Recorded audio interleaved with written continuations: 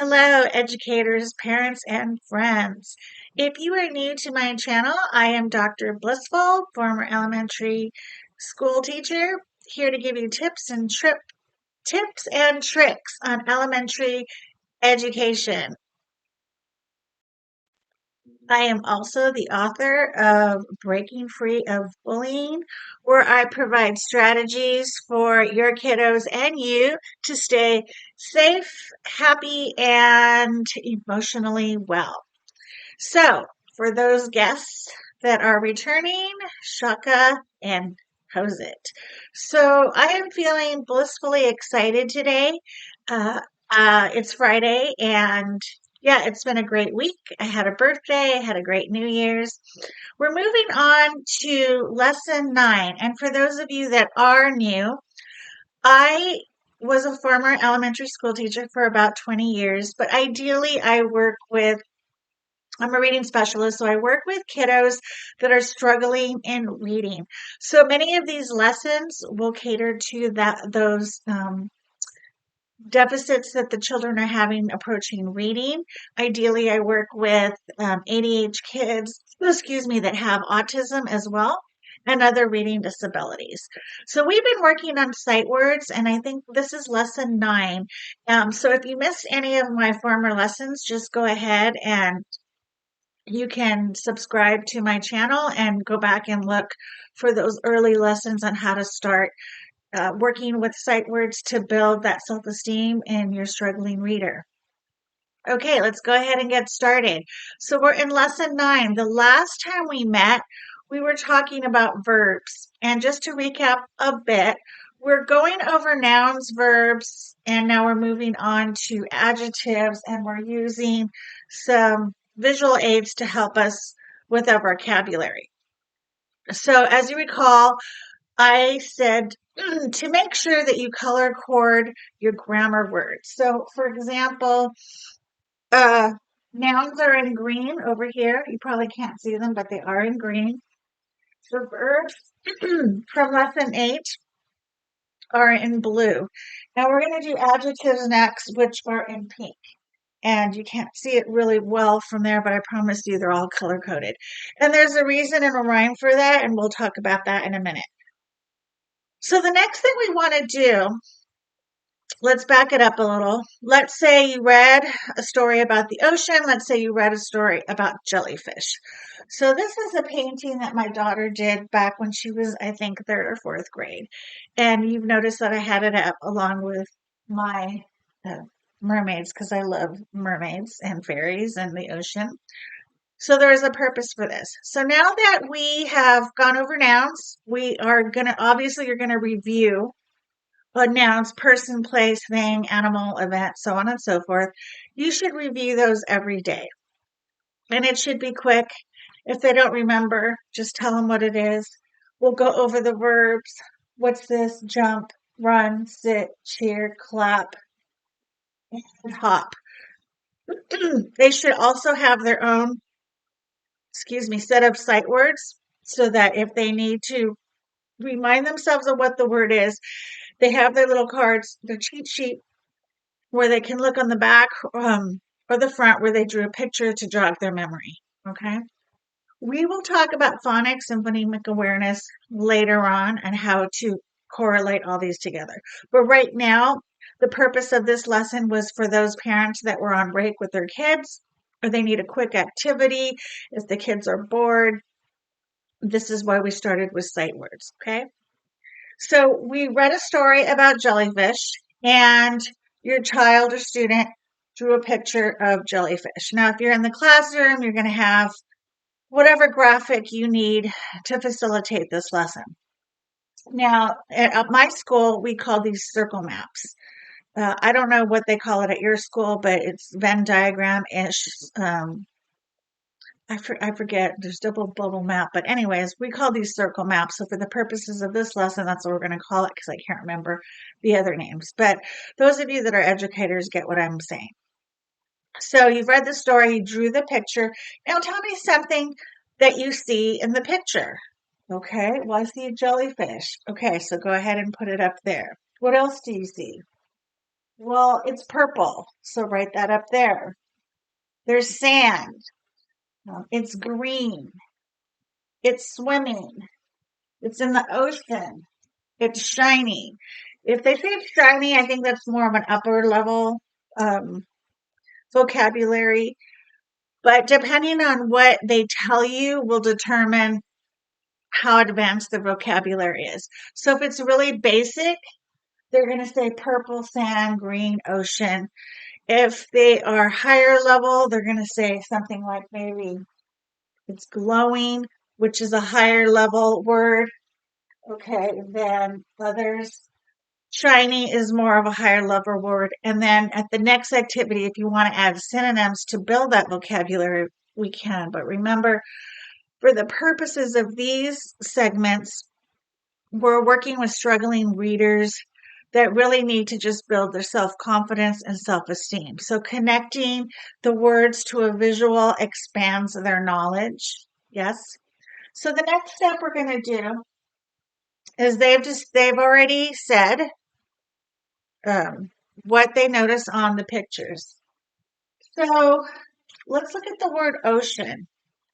So then we'll talk about nouns and verbs. Okay, what's the word ocean? Is ocean a noun or a verb? And they'll say a verb and say, okay, can you ocean? Can you ocean? And they'll say, no. They say, well, I can swim in the ocean. Okay, well, you can swim. Swim's a verb. But can you ocean? If you can't ocean, then that's a noun. Okay.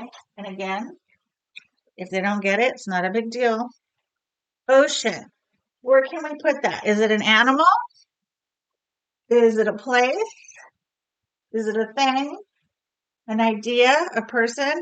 So let them decide. And obviously, you're going to facilitate that. So it actually can be a place, maybe the ocean, but beach is more accurate. But if they go with place, okay, it could be place.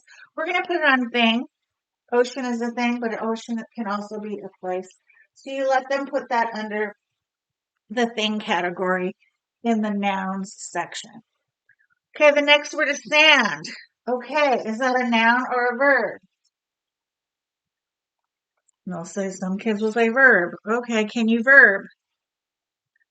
Sorry, can you sand? Okay, so it's got to be a noun. Again, you go through the whole rigmarole. Is it a place, an animal, a thing, a person? It's a thing, so we're going to put that under noun things. Okay, the next thing we're going to do is swimming. Now, swimming, I've already put in blue, so they should kind of connect, but sometimes if you don't want to show them, you want them to figure it out, you can do that. But if you do show them the color, they might connect that it's a verb. So can you swim? Yes, he's swimming. So we're going to put that over here in the verb section. And I purposefully did the nouns and the verbs first from their words because we've already done that. The last thing you want to do are the adjectives, and the adjectives are pink, but we haven't talked about adjectives yet. So that's why I left them for last. So let's talk about adjectives. Can you say adjective? Good. How many syllables does it have? Adjective. I mean, you could do so many different things depending on what your standard and what you're working on. But you always want to do things like that. You could go quick. Let's go through syllabication, through any of these things that you can do. Okay. So they said shiny. So let's talk about adjectives. So adjectives describe the noun. So the jellyfish is a noun. So what does the jellyfish look like? It looks shiny. And that's a more advanced word. I guess they can tell because it looks like she put some glowing there. So we're going to put shiny in pink under adjectives. What about purple? What color is the jellyfish? It's purple. Very good. So that's an adjective. This is describing the jellyfish. And then you go on. The next one is glowing. Now, glowing is a tricky one because depending on the sentence, it could be a verb and it depends on the sentence that you use, right? So glowing, we're going to put as an adjective here. And then what about green? What does it look like? It's green. So we're going to go ahead and put green under adjective as well. So the next thing you're going to do is review them. Now, if you want to go over syllabication, if you're a teacher, you can go ahead and do that. Let's go ahead and clap. Shiny. 2. About glowing. Glowing. 2. So on and so forth. Takes 2 seconds, but you go over it quickly. Now, the next thing you want to do that we've talked about before is building on their grammar and their sentence structure. So what I would do then is I would have a separate deck for for the kids just like before. So we have the word green here. I might have them color it in green on the back. Tell me a sentence with green. Okay. The frog is green. And then you underline the word green behind the sentence. This goes along with the prior lessons that we talked about, building those language experience approaches. And you build on so on and so forth. And then you're going to go ahead and add that to their deck of sight words that they already have. And remember that when you're reviewing every day, you're going to stamp it every time that they get it correctly. Because if you do it, if you take it out of the deck after a couple of times, they're going to forget. And I talked about that in the last video with my own kids that why aren't they remembering this? It was not enough times. But I learned that once they stamp all the way around, that's usually enough times for them to internalize it. So just to recap. So that is our lesson 9 for today in sight words. We're using our graphic organizer to talk about what we see in our graphics. So remember, you're reading a story, could be any story that they want. Draw a picture, put it up. Okay, tell me about what you see. And then you expand from there. We did nouns, we did verbs. Now we're moving to adjectives.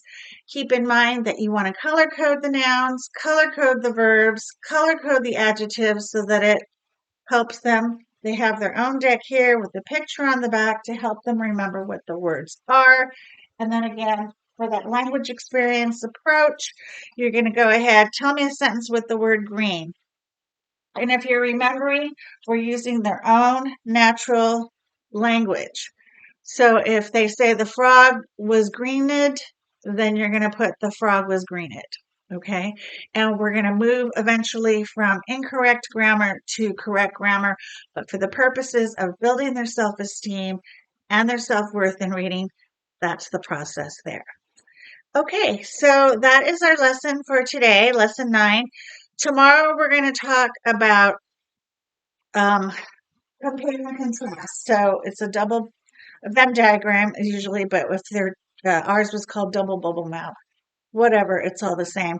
And we'll go through the same process that we did today. Until then, shaka and have a great day. See you again. Bye.